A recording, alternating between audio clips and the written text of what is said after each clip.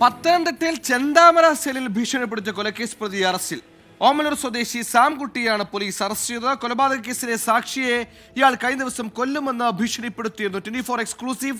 C Sukumaran പത്തനംതിട്ടയിൽ ചെയ്യുന്നു. സുജിത്ത്, ഒരു ചെന്താമരയ്ക്കുള്ള ബുദ്ധിമുട്ട് തീർന്നിട്ടില്ല. അപ്പോഴാണ് ചെന്താമര സ്റ്റൈലുകളൊക്കെ ഇറങ്ങുന്നത്. ഇയാൾക്ക് എപ്പോഴാണ് ജാമ്യം കിട്ടിയത്? ഇയാൾ ജയിലിലേക്ക് പോയത് ഏത് കേസുമായി ബന്ധപ്പെട്ടാണ്? വിവരങ്ങൾ.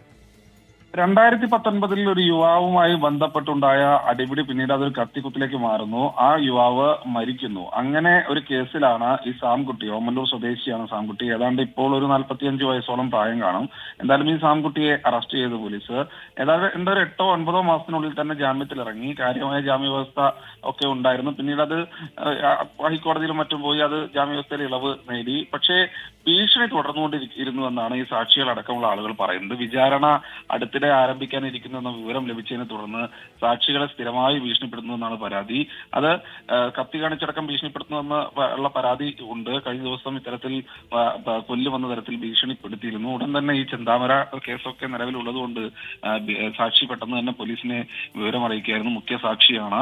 എന്തായാലും പോലീസ് ഒട്ടും തന്നെ അമാന്തിച്ചില്ല. അവരുടെ മുൻപിൽ ഒരു നെന്മാറയിലെ ഒരു നാണം കെട്ട സംഭവം നിലവിലുണ്ട്. പോലീസിന് അനാസ്ഥ നിലവിലുണ്ട്. എന്നാലും പത്തനംതിട്ട പോലീസ് പെട്ടെന്ന് തന്നെ പൊടുന്നനെ തന്നെ ഈ പ്രതിയെ അറസ്റ്റ് ചെയ്തു. വീടിന് പരിസരത്ത് വെച്ച് അറസ്റ്റ് ചെയ്ത് ലോക്കപ്പിൽ ഇടുകയായിരുന്നു. എന്തായാലും മറ്റു തരത്തിലേക്കുള്ള പ്രശ്നങ്ങളൊന്നും തന്നെ പോലീസ് കാണിച്ചില്ല. പോലീസ് അതിന്റെ ഇടപെടൽ പെട്ടെന്ന് തന്നെ ഇയാളുടെ ജാമ്യ വ്യവസ്ഥ റദ്ദാക്കി റിമാൻഡ് ചെയ്യിച്ചിട്ടുണ്ട്.